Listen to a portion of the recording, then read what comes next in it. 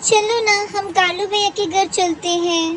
क्या करूं मैं बेटी, मुझे भी तो कालू को मिलने जाना है, लेकिन क्या करें, वहाँ पर वो गलमोही गोरी है ना, जैसे ही हम जाते हैं तो कुछ ना कुछ लड़ाई करती रहती है, इसलिए मेरा मन ही नहीं होता वहाँ पर जाने का।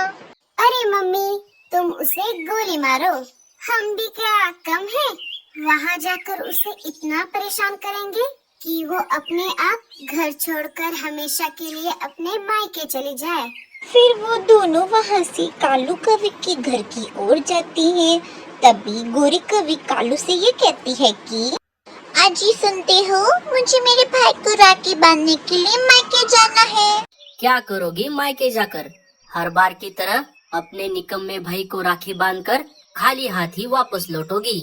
हाँ हाँ, आप मेरे भाई को कुछ मत कहिए, जैसा भी है वो मेरा भाई है, वो बस अपने घर में खुश रही, मेरी यही इच्छा है। अच्छा बाबा, ठीक है, मुझे अब इस बात पर और ज्यादा बहस नहीं करनी। तुम तुम्हारे मायके चली जाना, मैं भी रक्षाबंधन के लिए स्वीटी और माँ से मिलने चला जाऊंगा।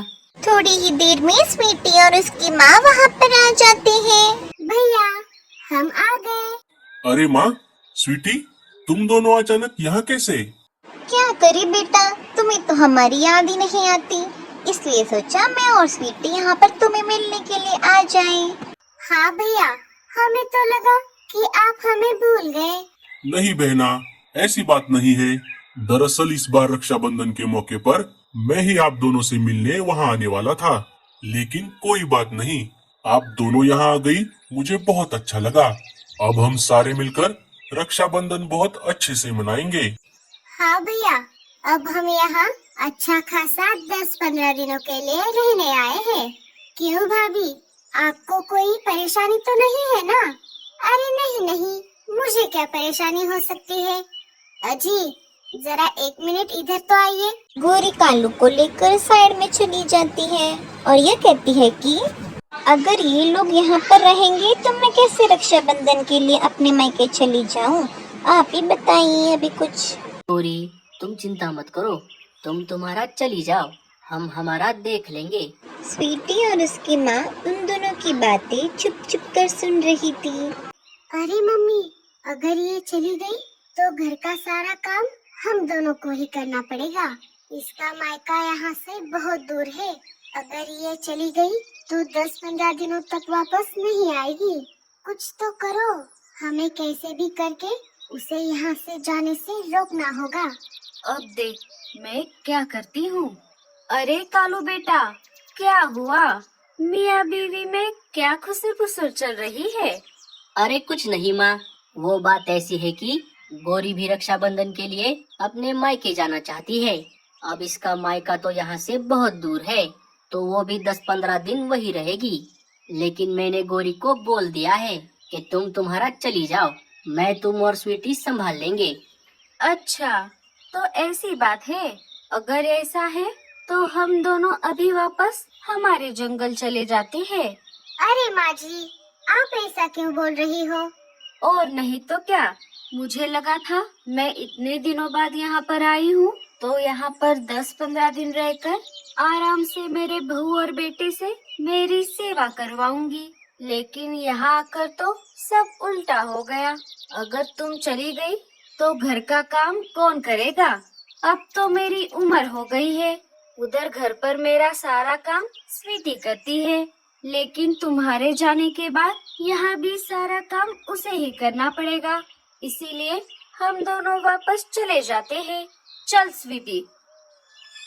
अरे माँ जी, आप क्यों बात को खींच रही हो? अगर ऐसी बात है तो मैं नहीं जाऊंगी। मैं राखी के दिन मेरे भाई को इधर ही बुला लूंगी। हाँ, ये सही रहेगा। चलो, अब सब सही हो गया। माँ, स्वीटी, तुम दोनों बहुत दूर से उड़कर आए हो, तुम दोनों थक गई होंगी।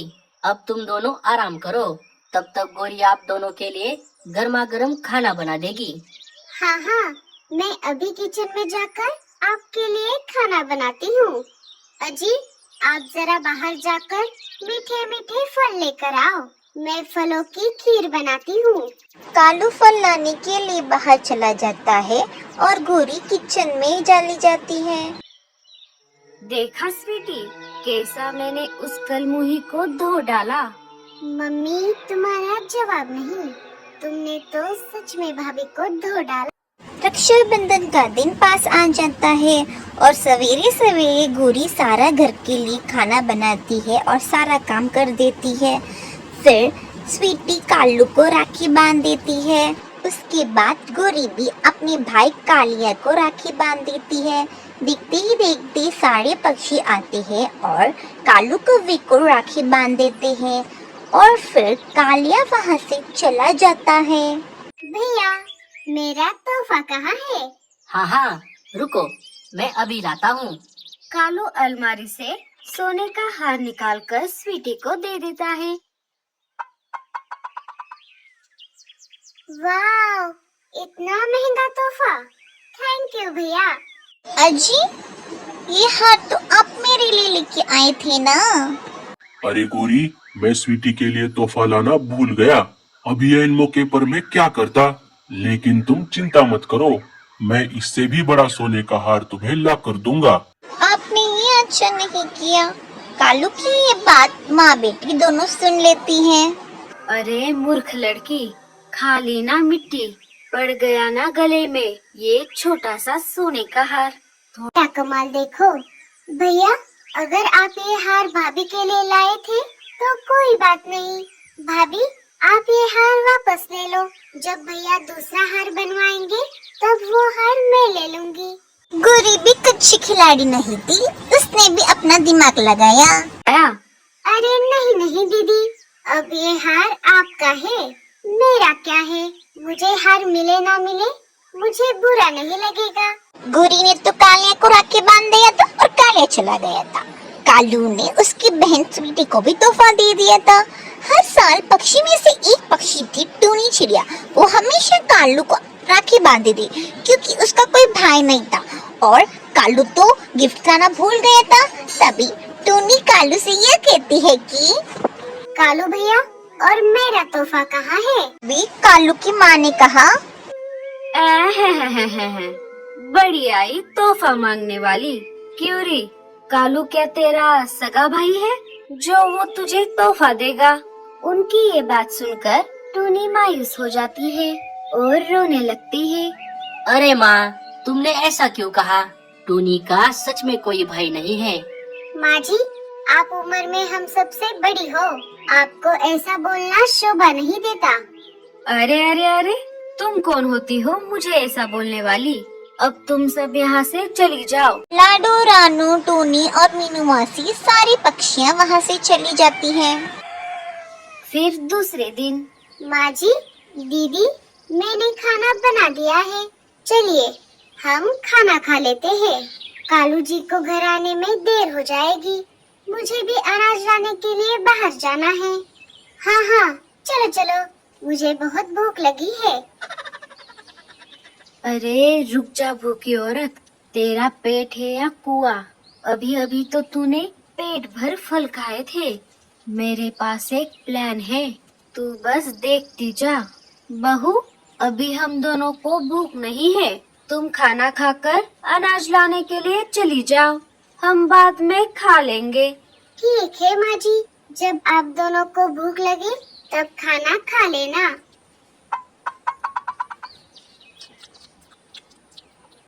गौरी को भी खाना खाकर वहाँ से चली जाती है। जैसे ही वो जाती है, स्वीटी और उसकी माँ सारा खाना खत्म कर देती है। फिर थोड़ी ही देर बाद कालू लौटकर घर को आता है। अरे माँ, ये गौरी कहाँ चली गई? भैया, भाभी अकेले ही सारा खाना खाकर अपने दोस्तों से मिलने बाहर चली गई। हम सुबह से भूखी है, हमें खाने के लिए भी नहीं पूछा। उन दोनों की बातें सुनकर कालू को बहुत गुस्सा आ जाता है। थोड़ी ही देर में गौरी अनाज लेकर घर आ जाती है। माँ जी, दीदी, क्या आप दोनों ने खाना खा लिया? कैसे खाएंगी जब किचन में खाना ही ना बचा हो? मतलब आप ऐसा क्यों बोल रहे हो? मैं तो बहुत सारा खाना बनाकर अनाज लाने के लिए गई थी। कालू गौरी की एक नहीं सुनता और बिना सच्चाई को जाने उसे बिना वजह बहुत डांटता है। गोरी रोते रोते घर से बाहर चली जाती है। वो बातचीत करने वाले जगह पर आ जाती है। अरे गोरी, तुम अभी अभी तो यहाँ से अनाज लेकर अपने घर गई थी, फिर तुम वापस यहाँ पर क्यों आई हो? मीनू मौसी के ऐसा कहते ही गोरी जोर जोर से रोने लगती है। अरे अरे, क्या हुआ? तुम रो क्यों रही हो? गोरी सारी बात सबको बता देती है। ये तो बहुत बुरा हुआ। गोरी, तुम रो मत, सब कुछ ठीक हो जाएगा। सबको रुलाने वाली आज खुद ही रो रही है। अब मुझे ही कुछ करना होगा। वैसे भी मैं टूनी का अपमान नहीं भूली हूँ। मुझे भी उन दोनों को सबक सिखाना है। लेकिन मीनू मौसी, आप उन दोनों को कैसे सबक सिखाने वाली हो? साथियों, अभी हम घर चलते हैं। कल सुबह आप सब मुझे गोरी के घर पर मिलना।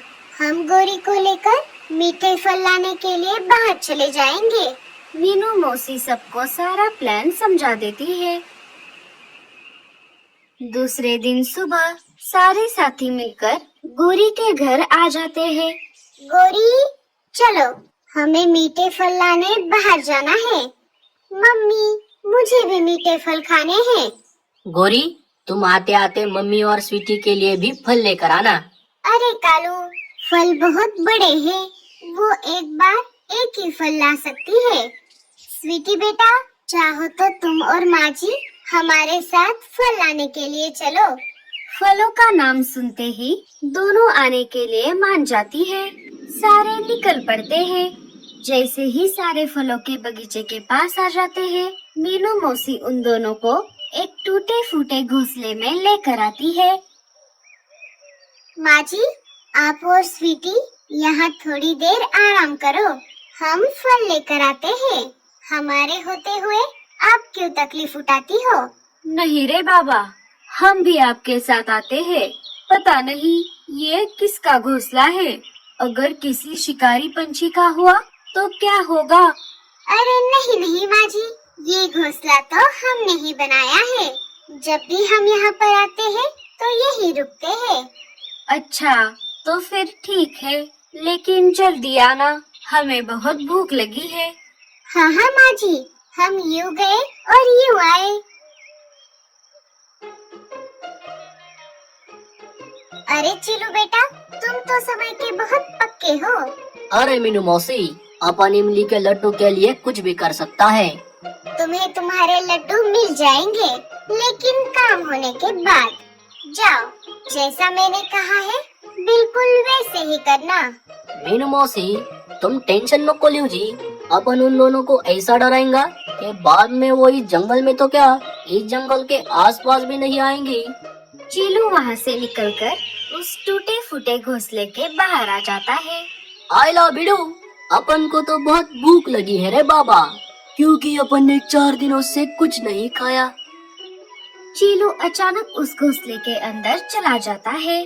सारा जंगल मुझे चीलू के नाम से जानता है।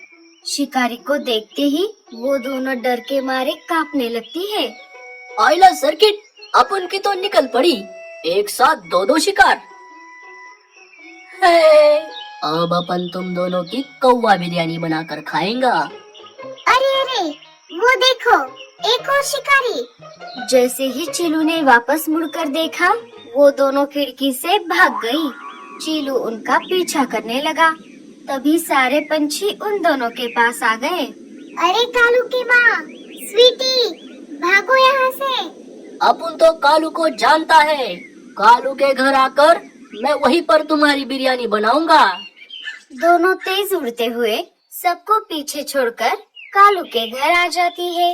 अरे बेटी, वो यहाँ आ जाए उससे पहले हम यहाँ से भाग जाते हैं।